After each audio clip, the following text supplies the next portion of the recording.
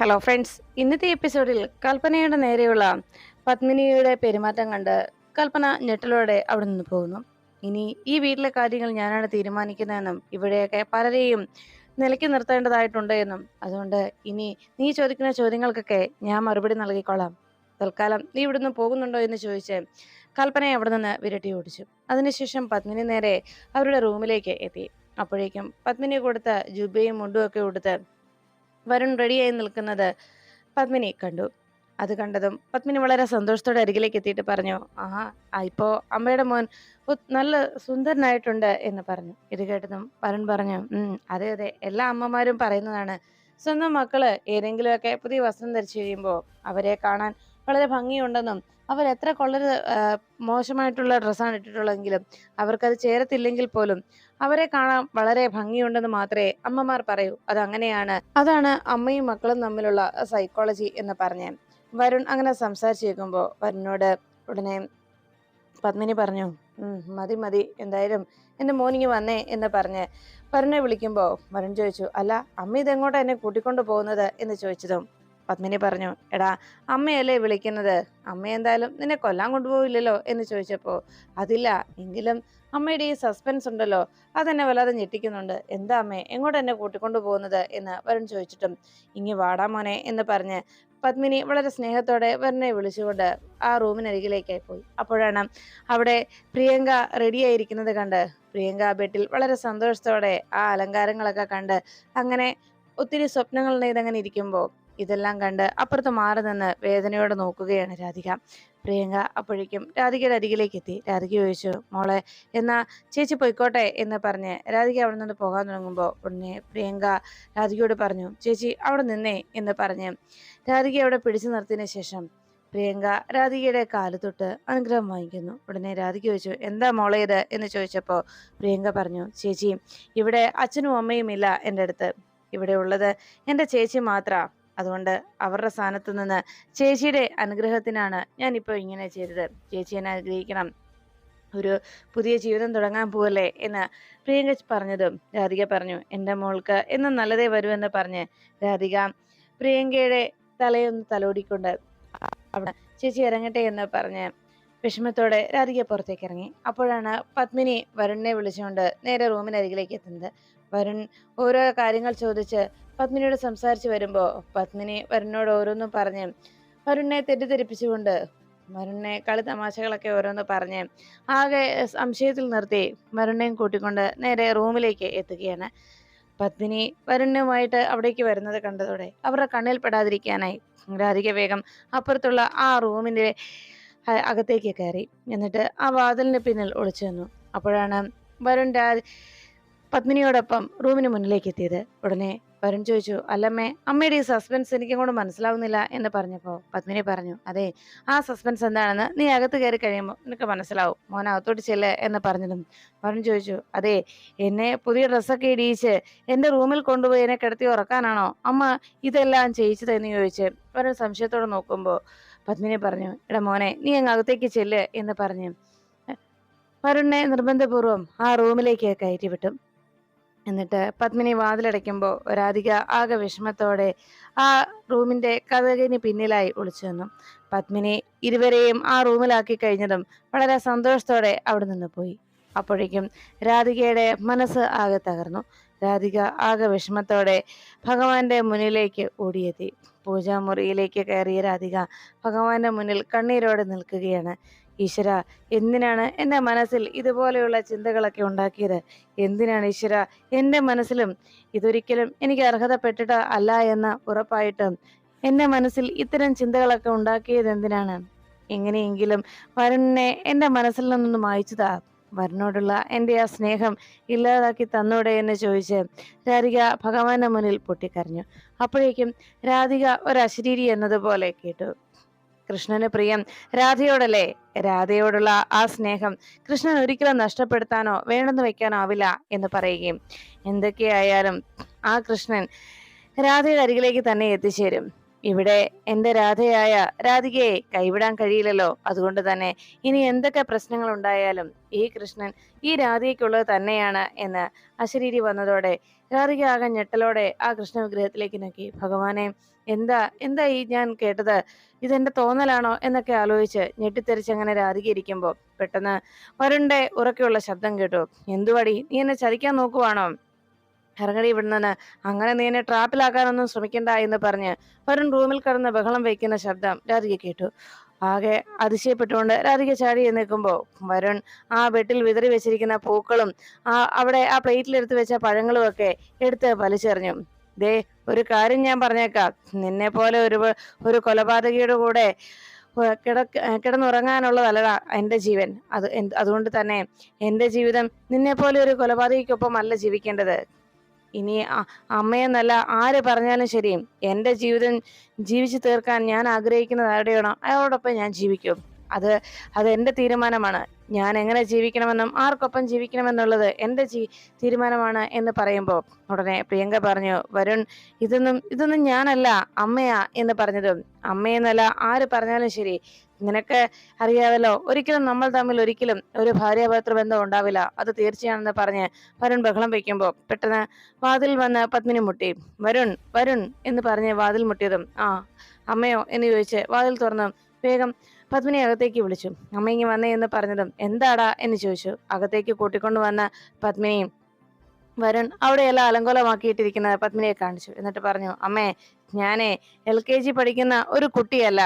അതുകൊണ്ട് അമ്മ ഈ കാണിച്ചു കൂട്ടിയതൊക്കെ മനസ്സിലാക്കാനുള്ള തിരിച്ചറിവ് എനിക്കുണ്ടായിരുന്നു. അമ്മ എനിക്ക് ഈ പുതിയ വസ്ത്രങ്ങളൊക്കെ തന്ന എന്നെ വിളിച്ചപ്പോ ഞാൻ അമ്മയോട് ചോദിച്ച പലതവണ എന്തിനുള്ള പുറപ്പാടാണ് എന്ന്. എന്നിട്ട് അമ്മയ്ക്ക് അതിനുള്ള മറുപടി തരാനില്ലായിരുന്നു. അമ്മ എന്നെ എന്തോ സർപ്രൈസ് തരാൻ പോവാണെന്ന് പറഞ്ഞല്ലേ അമ്മ ഇവിടേക്ക് കൊണ്ടുവന്നത്. പക്ഷെ അമ്മ ഒരു കാര്യം മനസ്സിലാക്കണം, പ്രിയങ്കയുമായിട്ട് എനിക്കൊരിക്കലും ഒരു ഭാര്യ ഭർത്തൃ ബന്ധം അതുണ്ടാവില്ല, അത് തീർച്ചയാണ്. ഇവളെ ഒരിക്കലും ഈ കണിമംഗലത്തേക്ക് കയറ്റരുത് എന്നതായിരുന്നു എന്റെ തീരുമാനം. പക്ഷേ ആ പാവൻ രാധികയും അമ്മയും ഒക്കെ കൂട്ടുപിടിച്ച് ഇവൾ ഇവിടേക്ക് വീണ്ടും വലിഞ്ഞു കയറി. പക്ഷേ എന്തൊക്കെ സംഭവിച്ചെന്ന് പറഞ്ഞാലും ഒരിക്കലും ഇവൾ എന്റെ ഭാര്യയായി ഇവിടെ ജീവിക്കില്ല. അതിൽ യാതൊരു മാറ്റവുമില്ല. ഇതെന്റെ ഉറച്ച തീരുമാനമാണ് എന്ന് വരുൺ പ്രിയങ്കയെ കുറ്റപ്പെടുത്തി പത്മിനിയോട് പൊട്ടിത്തെറിച്ചു. ഇത് കേട്ടുകൊണ്ട് ശബ്ദം കേട്ട് അവിടേക്ക് ഉർവശിയും കൽപ്പനയും കയറി വന്നു. അപ്പോഴേക്കും രാധികയും അവിടുത്തെ സംസാരം എന്തെന്നറിയാനായി പൂജാമുറിക്ക് വെളിയിൽ നിൽക്കുമ്പോൾ പത്മിനി വരുണിനോട് പറഞ്ഞു, വരുൺ, ഒരു കാര്യം ഞാൻ പറയാം. നീ ഇപ്പൊ ചെയ്യുന്നതൊക്കെ ശരിയാണെന്ന് നിനക്ക് തോന്നുന്നുണ്ടോ? നീ താലി കെട്ടിക്കൊണ്ട് വന്നിരിക്കുന്നതാണ് ഈ നിൽക്കുന്ന പെൺകുട്ടിയാണ് നിന്റെ ഭാര്യ. നിനക്ക് ഇവളോട് സ്നേഹം തോന്നാത്തതിനും ഇവളോട് നിനക്ക് അടുപ്പം തോന്നാത്തതിനും കാരണം എന്താണെന്ന് എനിക്കറിയാം. പക്ഷേ അത്തരം മോഹങ്ങളൊന്നും നീ മനസ്സിൽ കൊണ്ടു നടക്കണ്ട. അതൊരിക്കലും ഞാൻ അംഗീകരിച്ച് തരികയുമില്ല എന്ന് പറഞ്ഞ് പത്മിനി അതൊക്കെ എങ്ങനെ അവസാനിപ്പിക്കണമെന്നും എനിക്കറിയാമെന്ന് പത്മിനി വരുണിനോട് പറയുകയും, ഞാൻ എന്താ പറഞ്ഞെന്ന് നിനക്ക് മനസ്സിലായി കാണുമല്ലോ അല്ലെ വരുണേ എന്ന് പത്മിനി ചോദിച്ചതും വരുൺ ഒന്നും മിണ്ടാതെ അങ്ങനെ നിൽക്കുമ്പോ ഉർവശിയും കൽപ്പനയും ഇതെല്ലാം കേട്ട് വളരെ സന്തോഷത്തോടെ നിന്നു. ഉടനെ വരുൺ പറഞ്ഞു, അമ്മേ, ഞാനൊരു കാര്യം പറയാം. ഇവിടെ ഇക്കാര്യത്തിൽ യാതൊരു മാറ്റവുമില്ല. ഞാൻ എടുത്തിരിക്കുന്ന തീരുമാനത്തിൽ യാതൊരു മാറ്റവും ഇല്ല. കാരണം ഇത് എന്റെ ലൈഫാണ്. എന്റെ ലൈഫിൽ എങ്ങനെ ഞാൻ മുന്നോട്ട് പോകണമെന്ന് ഞാനാ തീരുമാനിക്കുന്നത്. ആർക്കൊപ്പം ജീവിക്കണമെന്നും ആരോടൊപ്പം എന്റെ ജീവിതം ഷെയർ ചെയ്യണമെന്നുള്ളത് എന്റെ തീരുമാനമാണ്. അതുകൊണ്ട് തന്നെ ഒരു കാര്യം അമ്മയോട് ഞാൻ പറയാം, ഇതിൽ യാതൊരു മാറ്റവുമില്ല. പ്രിയങ്ക ഒരിക്കലും എന്റെ ജീവിതത്തിൽ ഉണ്ടാവില്ല. അതെന്റെ ഉറച്ച തീരുമാനമാണെന്ന് പത്മിനിയോട് വരുൺ അറിയിച്ചു. പിന്നെ അമ്മയ്ക്ക് ഇതിന്റെ പേരിൽ എന്റെ നേരെ എന്ത് നടപടി എന്ത് വേണമെങ്കിലും ചെയ്യാം. പക്ഷെ അമ്മയെന്നല്ല ആര് പറഞ്ഞാലും ശരി, എന്റെ തീരുമാനത്തിൽ മാറ്റമില്ല. അതുകൊണ്ട് തന്നെ എനിക്ക് ഈ തീരുമാനത്തിൽ നിന്ന് പിന്മാറാനും കഴിയില്ല. ഒരു കാരണവശാലും പ്രിയങ്കയെ ഒരിക്കലും ഞാൻ സ്വീകരിക്കില്ല. അത് അമ്മയല്ല, അച്ഛനല്ല, ഇവിടെയുള്ള ആര് പറഞ്ഞാലും എന്റെ ജീവിതം ഞാൻ തന്നെ തീരുമാനിക്കുന്നതാണെന്ന് പറഞ്ഞ് വരുൺ അവിടെ നിന്നിറങ്ങി. അപ്പോഴേക്കും പത്മിനി വേഗം വരുൺ പോയത് കണ്ട് കലിയോടെ നോക്കുമ്പോൾ അവിടെ വാതുക്കൽ നിൽക്കുന്ന കൽപ്പനയും ഉർവശിയും ഇതെല്ലാം കണ്ട് കാഴ്ചക്കാരായി വളരെ സന്തോഷിച്ച് നിൽക്കുന്നത് കണ്ടതോടെ പത്മിനിയുടെ മുഖമാകെ കറുത്തു. അപ്പോഴേക്കും അവർ നേരെ ദേഷ്യം കൊണ്ടുള്ള നോട്ടമാണ് വന്നതെന്ന് മനസ്സിലായതോടെ ഇരുവരും അവിടെ നിന്ന് പതിയെ സ്കൂട്ടായി. ആ സമയത്ത് പത്മിനി അപ്പുറത്ത് മാറുന്ന പൊട്ടിക്കരയുന്ന പ്രിയങ്കയെ ശ്രദ്ധിച്ചു. പതുക്കെ പ്രിയങ്കയുടെ അരികിലേക്ക് എത്തി പ്രിയങ്കയെ തന്റെ തോളിലേക്ക് ചേർത്ത് പിടിച്ച് പ്രിയങ്കയെ ആശ്വസിപ്പിച്ചുകൊണ്ടിരുന്നു. മോള് വിഷമിക്കണ്ട എന്ന് പറഞ്ഞ് എല്ലാം അമ്മ ശരിയാക്കാമെന്ന് പറഞ്ഞ് പത്മിനി സമാധാനപ്പെടുത്തുമ്പോൾ വരുൺ വേഗം ആ ഹാളിലേക്ക് എത്തി. അവിടെ സെറ്റിയിൽ വന്നിരിക്കുമ്പോൾ മുത്തശ്ശി അവിടേക്ക് വന്ന് വരുണിനോട് പറഞ്ഞു, ആ കൈ ഇങ്ങ് കാണിച്ചേടാ. അങ്ങനെ ആ കയ്യിൽ പിടിച്ച് ഷെയ്ക്ക് ഹാൻഡ് കൊടുത്തുകൊണ്ട് മുത്തശ്ശി പറഞ്ഞു, കൊള്ളാം, നന്നായിടാ മോനെ, അങ്ങനെ തന്നെ വേണം. അച്ഛന് നല്ല അമ്മയാണെങ്കിലും ഇങ്ങനെയൊരു കാര്യം വന്നു കഴിഞ്ഞാൽ സ്വന്തം നിലപാട്, തന്റെ ജീവിതത്തിലെ ഉറച്ച തീരുമാനം, അതെന്തായാലും അതവരെ അറിയിക്കുക തന്നെ വേണം. പത്മിനി അവളെന്താ ഇങ്ങനെയെല്ലാം പെരുമാറുന്നെന്ന് എനിക്കറിയില്ല. പക്ഷേ ഒരു കാര്യം ഉറപ്പാണ്, ഇനി മോന്റെ ജീവിതത്തിൽ പ്രിയങ്കയുമായിട്ട് ഒരു ജീവിതം ഉണ്ടാവില്ല എന്ന കാര്യം പത്മിനിയെ നീ ബോധ്യപ്പെടുത്തി. ആ ഉർവശിയും കൽപ്പനയും ഒക്കെ ചേർന്ന് എന്തോ കുത്തിത്തിരിപ്പുണ്ടാക്കിയതാണ് പത്മിനിയുടെ മനസ്സിൽ ഇങ്ങനെ ഒരു ചിന്ത വരാനുള്ള കാരണം. പിന്നെ ഒന്നും മോൻ മനസ്സിലാക്കണം, അവളുടെ കാഴ്ചപ്പാടിൽ പ്രിയങ്ക മോന്റെ ഭാര്യയാണ്.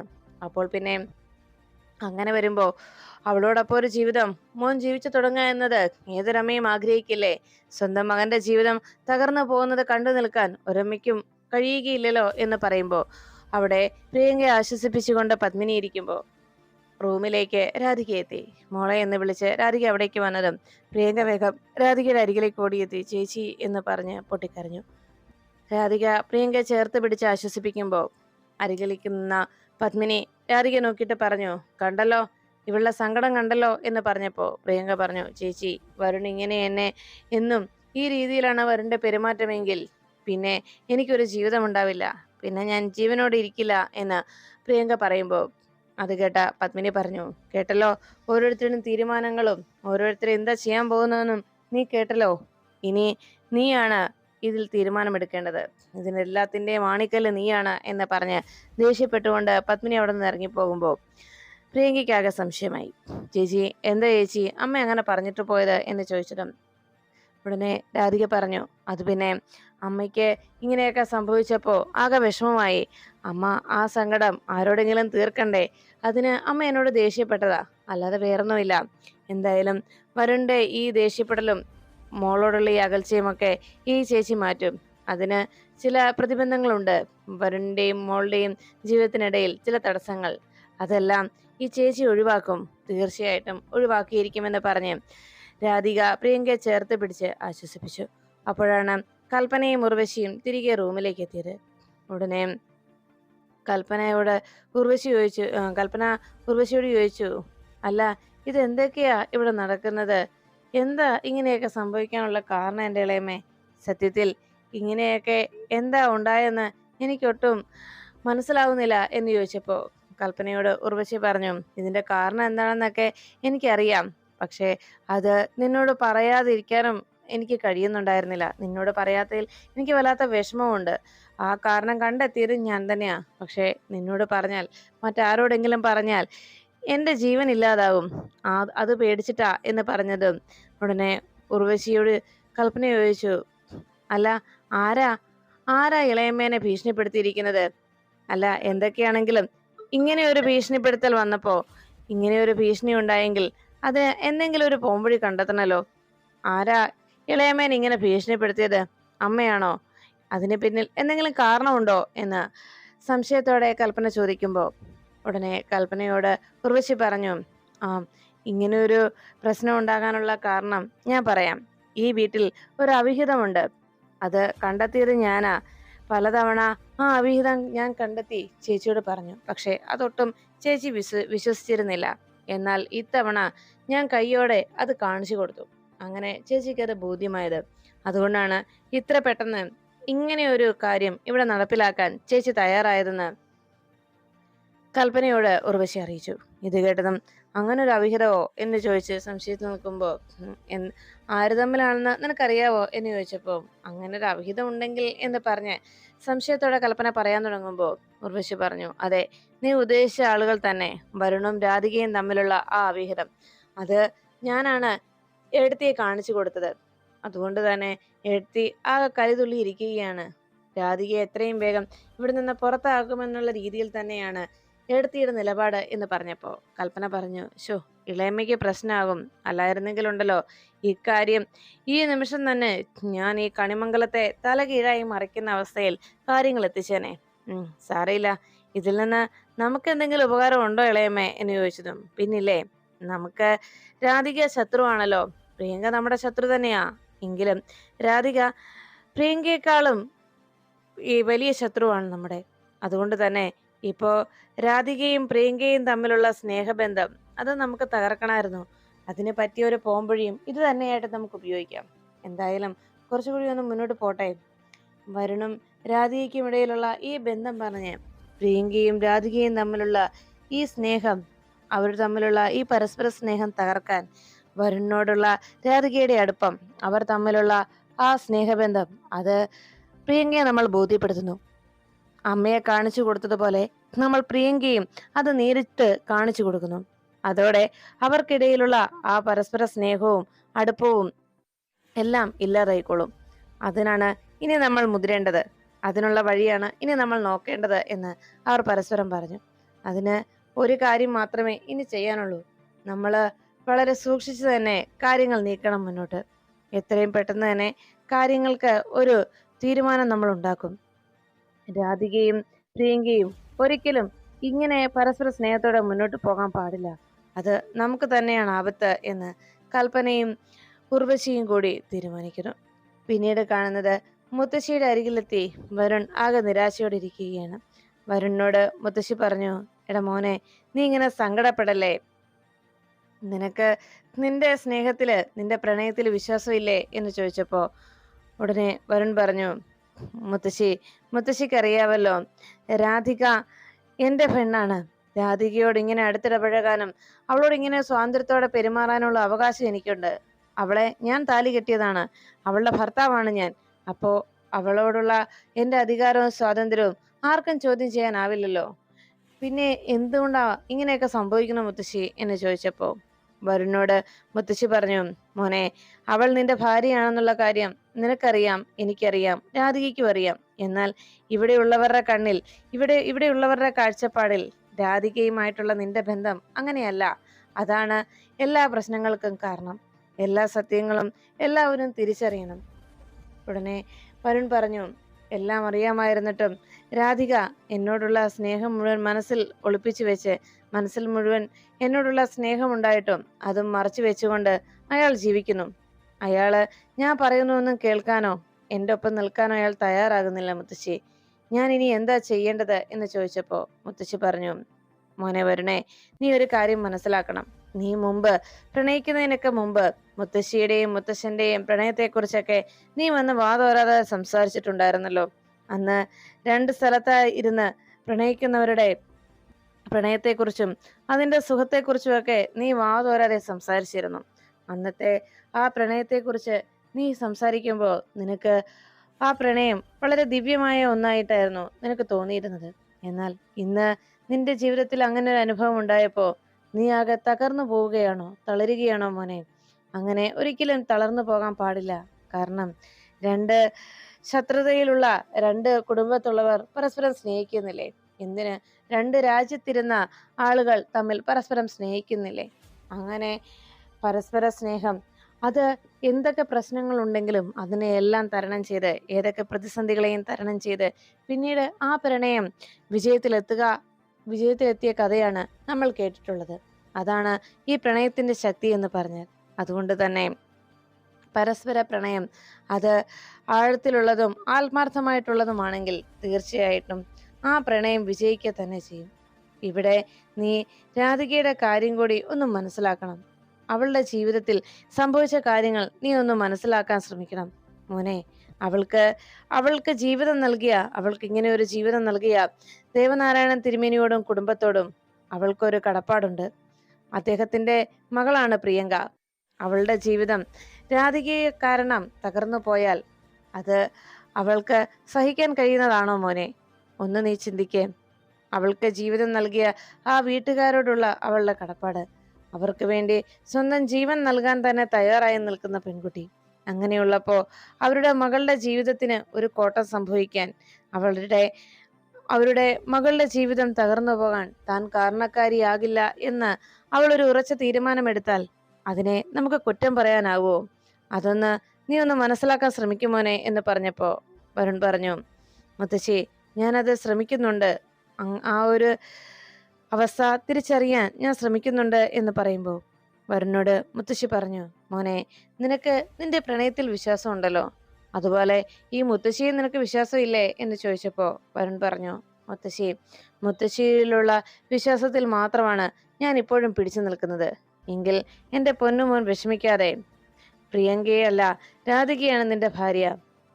എന്തൊക്കെ സംഭവിച്ചെന്ന് പറഞ്ഞാലും, എന്തൊക്കെ പ്രശ്നങ്ങൾ ഉണ്ടായെന്ന് പറഞ്ഞാലും, രാധിക അവൾ നിനക്കുള്ളത് തന്നെയാ മോനെ എന്ന് പറഞ്ഞു. ഉടനെ വരുൺ പറഞ്ഞു, അച്ഛന് എന്തെങ്കിലും പ്രശ്നം ഉണ്ടായാലോ, അച്ഛൻ ഏതെങ്കിലും അവസ്ഥയിൽ ഇങ്ങനെ ഒരു വാർത്ത കേൾക്കുമ്പോൾ അച്ഛന്റെ മനസ്സിന് അത് വലിയൊരു ഷോക്കായി, അച്ഛൻ എന്തെങ്കിലും സംഭവിച്ചാലോ എന്നൊക്കെ കൊണ്ടാണ് ഞാൻ ഈ സത്യമൊന്നും അച്ഛനോട് പറയാതിരുന്നത്. അല്ലായിരുന്നെങ്കിൽ എത്രയോ പണ്ടേ ഞാൻ ഈ സത്യങ്ങളൊക്കെ അച്ഛനോട് പറയുമായിരുന്നു. ഇങ്ങനെയൊരു ജീവിതം ജീവിച്ച് ഞാൻ മടുത്തു. ഇങ്ങനെയൊരു ജീവിതവുമായി മുന്നോട്ട് നീങ്ങാൻ എനിക്ക് കഴിയില്ലെനി എന്ന് വേദനയോടെ വരുൺ മുത്തശ്ശിയോട് പറയുന്നു.